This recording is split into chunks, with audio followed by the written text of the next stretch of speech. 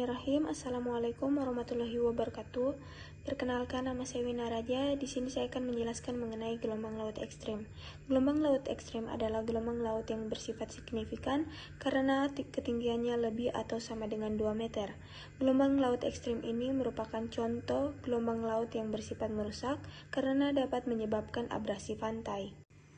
Adapun proses terjadinya gelombang laut ekstrim seperti contoh pada pola angin terendah dari 8 wilayah perairan Sulawesi Tenggara secara umum sebesar 2-5 kon dengan arah dominan dari barat sampai timur. Energi angin yang terhambat oleh pulau besar maupun kecil mempengaruhi kecepatan angin yang berinteraksi dengan permukaan air laut.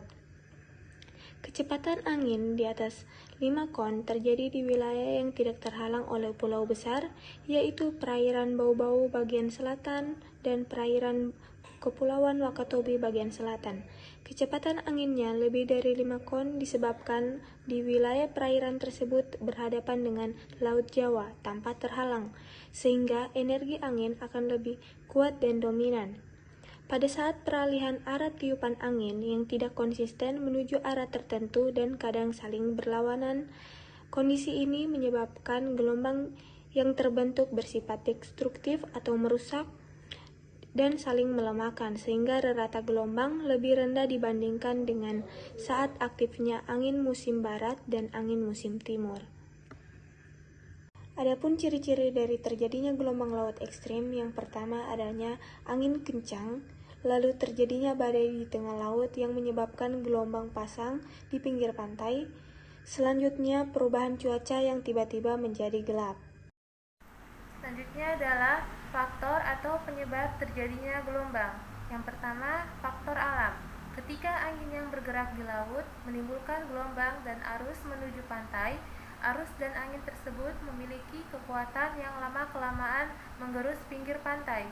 Yang kedua, karena adanya faktor manusia. Di antaranya, 1. Kerusakan terumbu karang. Seperti yang kita lihat gambar di samping, kerusakan terumbu karang mengakibatkan kecepatan gelombang yang menghantam pantai semakin kuat. Yang kedua, penebangan mangrove. Mangrove berfungsi sebagai pemecah gelombang alami. Apabila mangrove terus-menerus ditebang, akan mengakibatkan gelombang semakin membesar dan menghantam wilayah pesisir.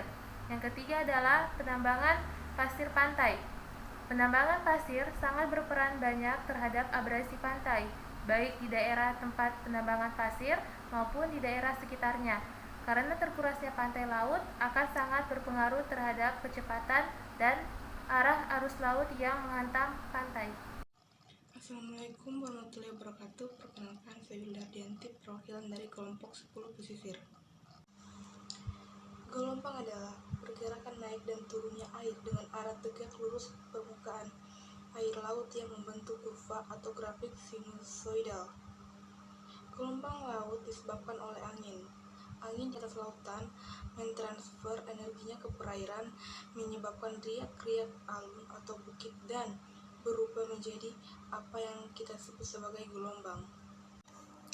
Gelombang laut dipengaruhi oleh banyak faktor, yaitu angin, geometri laut, dan gempa. Macam-macam jenis gelombang laut. Berdasarkan sifatnya, ada 2 macam gelombang laut, yaitu gelombang laut pembangun atau perusak pantai. Merupakan gelombang yang ketinggiannya kecil, kecepatannya rendah, dan saat gelombang tersebut pecah di pantai akan mengangkut sedimen atau material pantai. Gelombang laut perusak pantai atau destructive wave merupakan gelombang laut dengan ketinggian dan kecepatan rambat besar, dan ketika gelombang ini menghantarkan pantai akan ada banyak volume air yang terkumpul dan mengangkut material pantai ke tengah laut. Berdasarkan ukuran dan penyebabnya, gelombang kapiler atau capillary wave.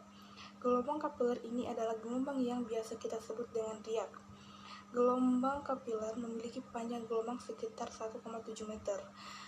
Periode kurang dari 0,2 detik dan disebabkan karena tegangan permukaan dan tiupan angin yang tidak terlalu kuat. Gelombang angin, seas atau wind wave, merupakan gelombang dengan panjang gelombang mencapai 130 meter.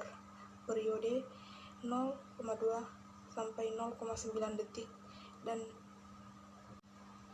disebabkan oleh yang pertama angin kencang, yang kedua gelombang alun atau swell wave merupakan gelombang yang panjang gelombangnya dapat mencapai ratusan meter.